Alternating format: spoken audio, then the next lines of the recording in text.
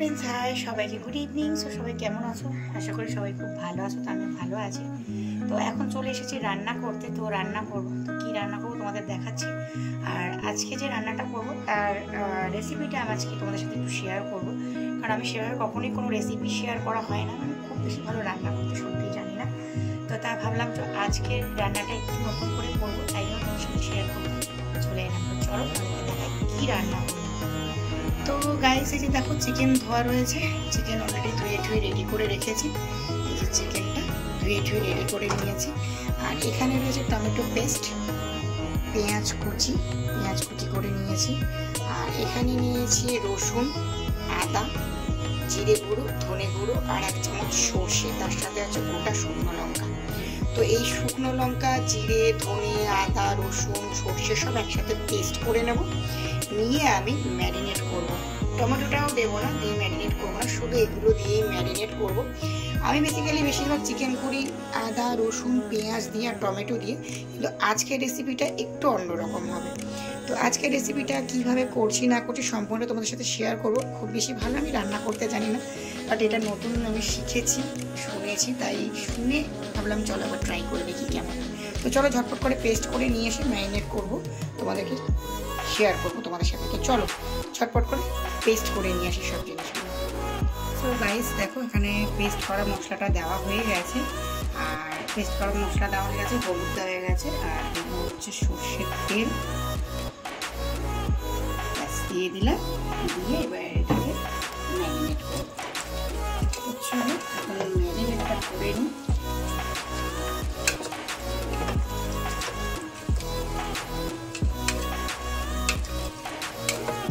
তো ম্যারিনেট করছি, দেখতে পাচ্ছ। জানি না রেসিপিটা কেমন, আমিও ফার্স্ট টাইম ট্রাই করে দেখছি।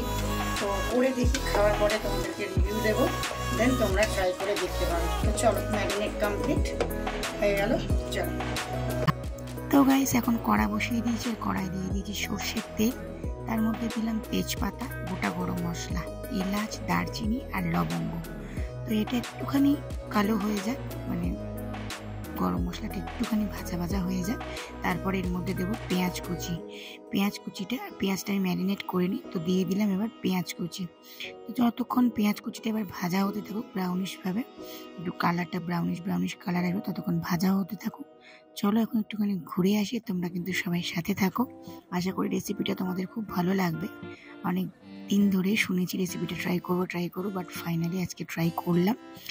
আর তোমরা ট্রাই করে দেখো। আর একা হাতে ক্যামেরা করছি, একা হাতে রান্না করছি, তো খুবই সমস্যা হয়ে যাচ্ছে। ছেলে তখন ছিল না, তাই একা করতে হচ্ছে। মাঝে কড়াটা উল্টে যাচ্ছে, জানো তো। বড় কড়া, ভারী কড়া, তো ভারী বলতে বড় কড়া তো, আর আমার ওভেনটা একটু ছোট।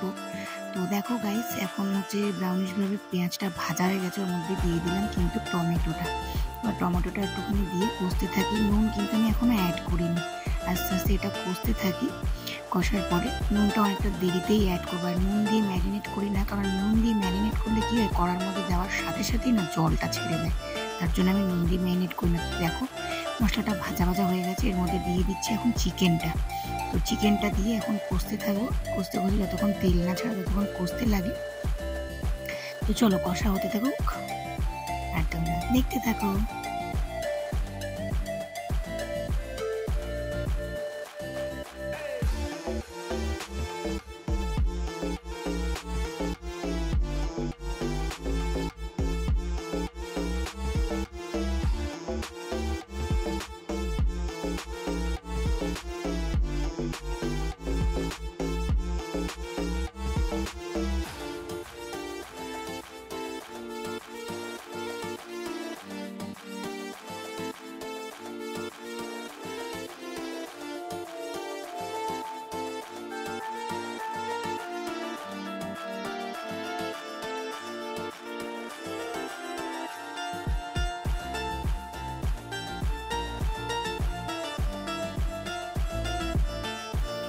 তো গাইস দেখো, এখন হয়ে গেছে কষা।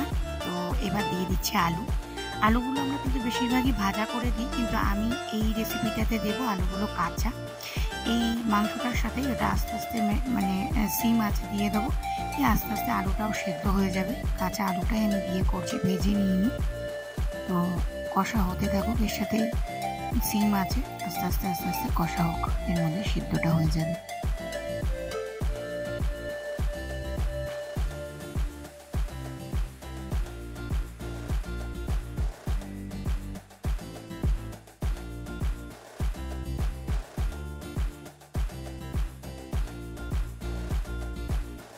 তো গাইস মোটামুটি কষা হয়ে গেছে অনেকটাই। এবার এর মধ্যে দিচ্ছি নুন।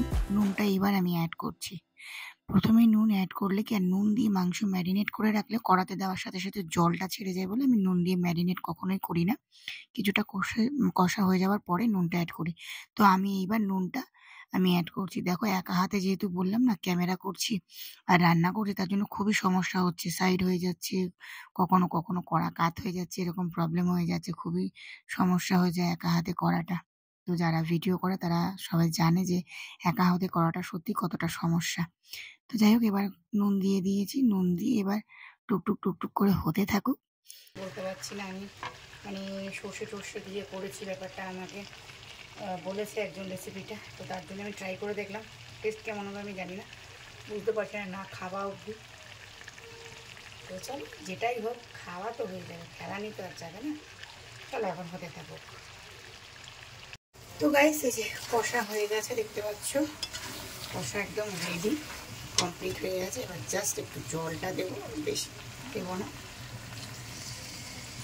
অল্পই দেবো, কারণ বেশি জল দেবো না, একটু গ্রেভি গ্রেভি তো রাখতেই হবে। একদম কষা কষা হয়ে গেলে কিছু না খুব অসুবিধাও হয়ে যায়, তার জন্য এই অল্পই জলটা দিলাম।